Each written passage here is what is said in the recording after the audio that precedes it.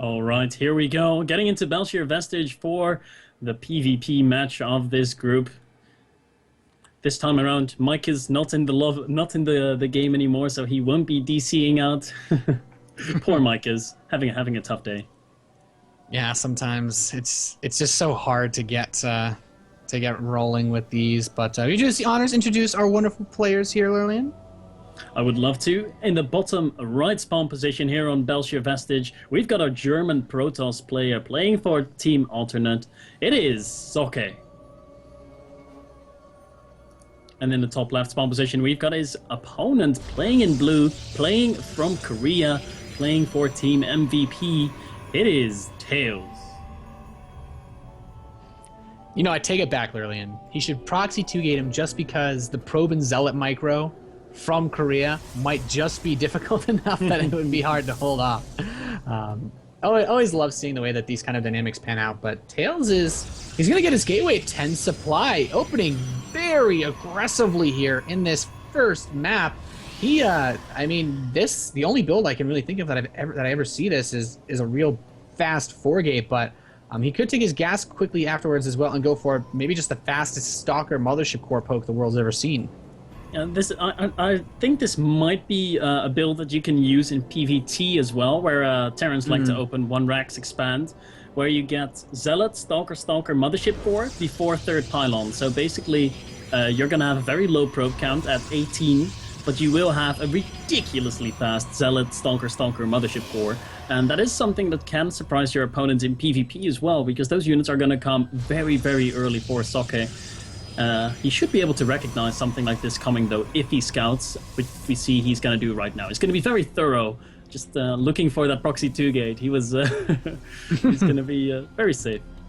Yeah, well, I think it'd be interesting to see if the person with delay was throwing out the proxy 2-gate. That wouldn't happen. The Probe is checking around for those proxies. Does look like he's going to eventually head over to the base of TAiLS. Now, Cybernetic score is coming in as well as that second Gas Geyser. He's got a lot of chrono boosts saved up, so I'm expecting, him to just start churning out that Stalker as soon as this Cyber Core is done. And the Probe for Socke is going to be reaching his main base soon enough. So the chronos are starting to go down on that cybernetic score, so this might be some kind of 4-gate pressure. After all, we're going to have to see the Stalker is on the way, so no Zealot first. The Probe comes in here, sees the amount of chrono on that Nexus, and he's like, wow, you saved up almost a full 100 energy to be able to chrono boost your cybernetic score at least 4 times. That is insane. And there's definitely some alarm bells ringing in Socke's head right now. But TAiLS, he doesn't have a probe out on the map yet, so that is weird. Usually you'd see a bit of an earlier probe already out on the map to be able to get the proxy pylons down ahead of time.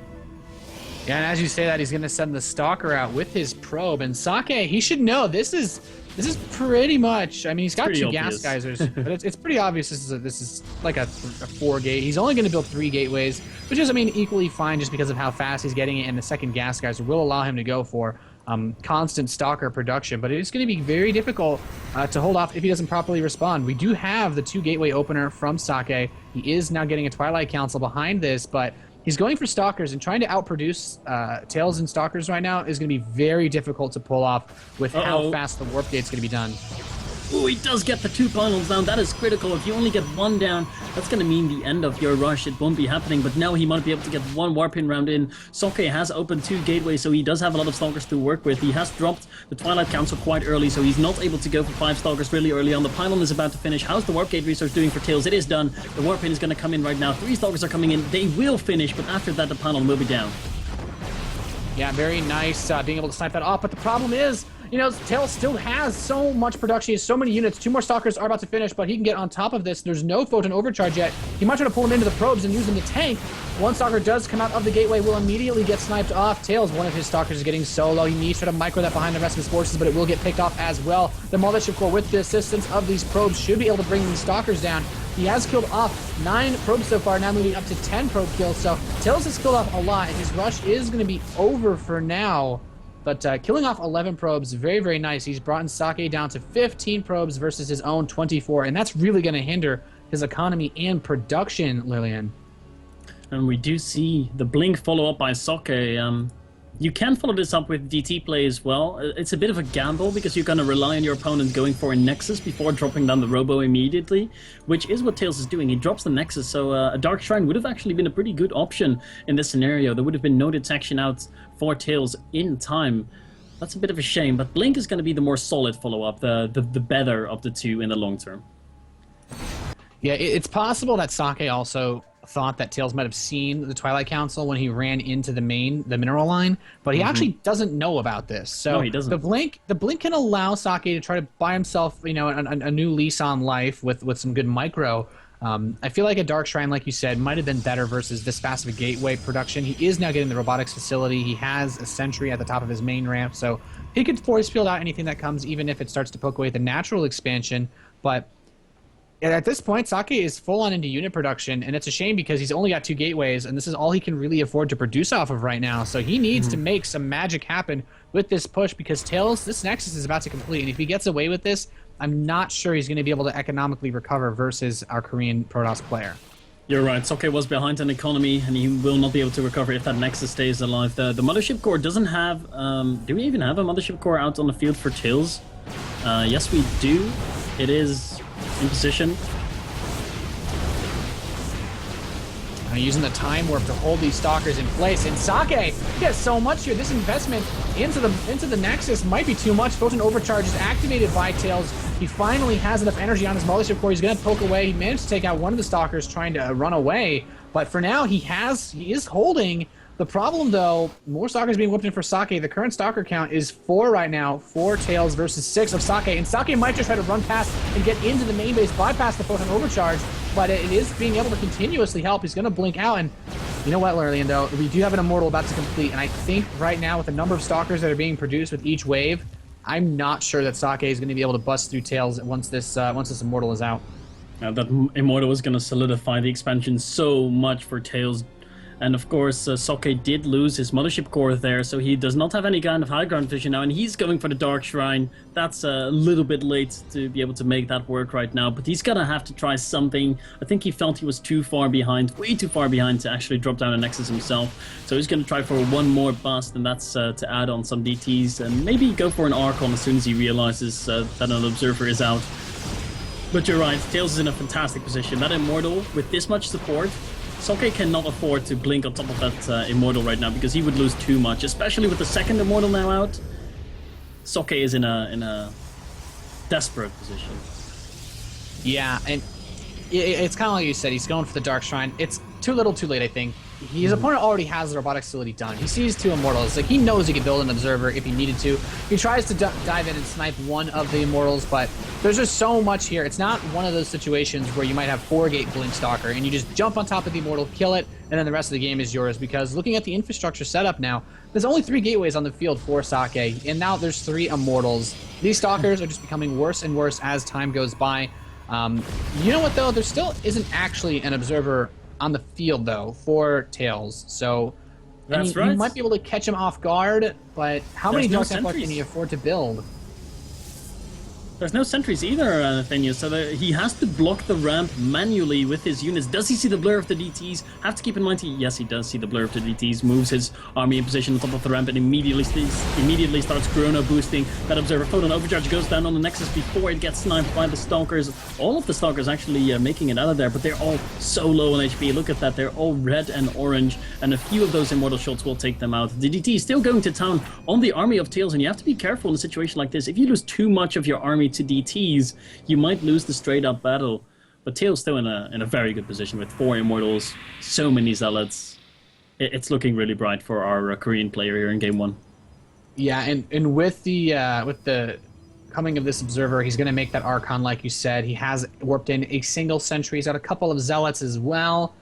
But Socke, he has not at any point decided to try to get an expansion together. He is just going to go for it. We do have TAiLS sending out his Observer, realizing, well, okay, we got another one coming out. I'm not as worried. The Mothership Core was sniped. There's no more Photon Overcharge. He can blink away, but TAiLS, at this point, I just feel like the natural expansion, the economy he got from it, has now paid off to the point where he can afford enough units to really just hold this push off without too much difficulty. He's getting his own Twilight Council. Another Archon is coming in. I think this could be time for Socke to try to make some magic happen here. Here he goes. He wants to take this first game in this best of 3 for the WCS Challenger League. Will he be able to win this fight? The Archons are very good versus the other Zealots, but he's actually going to pull the probes as well to tank some damage. Yeah, the probes doing a wonderful job surrounding the Stalkers and even doing some damage to the Stalkers. Might end up killing a few because they're so low on HP. And yeah, the superior economy for Socke is for TAiLS is starting to pay off here. Socke is on the retreat, going for one more warp-in round of Zealots. His proxy pylon has fallen. The Zealots get cancelled. He doesn't have the warp-in of Zealots and will be forced to retreat. TAiLS losing some probes in that though, but still ahead by 8 workers. Has that natural expansion, has the chrono boost from that Nexus, and has another... actually, Socke has another Mothership Core on the way, and he's going to grab a Nexus. Wow, he's going to be playing from behind big time. Yeah, this is him just saying, I really don't want to leave this game. He committed, he went pretty much all in, and then he went all in again. And with that last attack, he kind of put himself in a spot where I'm not sure what your follow-up plan is, because there's 5 Immortals on the field for TAiLS. There's a 6th Immortal. No number of Stalkers is going to be able to punch through this much if he decides that he wants to attack Socke. And the other thing is, Socke is going to bring his Mothership Core forward. And I feel the only reason is if he sees TAiLS move out, he might try to blink into the main base and try to go for some weird base tradey type situation. But also behind this, he's going to go double Stargate. He is not giving up this game without trying to find his way back in. Yeah, he's going to go for double Stargate. That's so cool. TAiLS has got 6 Immortals right now, and he knows that's enough. So he's now going to go into Stalker production, which is Socke. Socke is not going to be too happy to see that. His Mothership Core is now here. He's going to blink into the main base. That throws down a Time Warp on the ramp, so that's going to delay the units from getting up here. Might be able to snipe the No, he's not going to get the Twilight Council. He realizes that. Pulls back, snipes a Stalker, loses one of his own Stalkers, and is going to be blinking down to the low ground again. He's just trying to delay TAiLS right now. He doesn't want TAiLS to attack him in the next couple of minutes because he invested so much into those 2 Stargates that are now sitting at home in the main base doing nothing yet. He needs time to get units out of them. He needs time for his Void Rays to get out on the field, and he needs to have at least 3 or 4 to have a chance at dealing with the attack of TAiLS. Yeah, realizing that the setup right now for TAiLS is so heavy in Immortals, he's not going to be able to bust them with Stalkers. He needs some form, something that can kill the Stalkers but won't be vulnerable to the Void Rays. And that's going to actually won't be vulnerable to the Immortals. And that's going to be Void Rays. But he's going to need so many Void Rays. TAiLS is already building up a very impressive Stalker count. He was able to finish that Blink upgrade like you said. And, well, he might try to dive into the main again now that the army is leaving for TAiLS, but... well, he sees that hallucinated Phoenix. He's going to blink in, and this is pretty much the only way Socke can try to win this is by trying to force some sort of weird base trade, but he is not going to be able to bait TAiLS' army back. He is sending everything to that natural expansion of Socke. Yeah, Socke is going to die here in a second. Pretty much his entire standing army are these 8 Stalkers right now. He does have 2 Void Rays back at home, but look at the Stalker count. It's already up to 12. The Stalkers blink forward, snipe the first. Void Ray, the second Void Ray will soon follow. The Zealot's getting some good damage down here on the Stalkers. A lot of the Stalkers will be dying, but here's the rest of the army. Hello, 6 Immortals and a bunch of Zealots. The Stalkers blink forward right into the Immortals. No Stalker will be walking out of there. And the last units have fallen for Socke, down to 34 supply. Our Korean beast, TAiLS, is going to take the first game over Socke.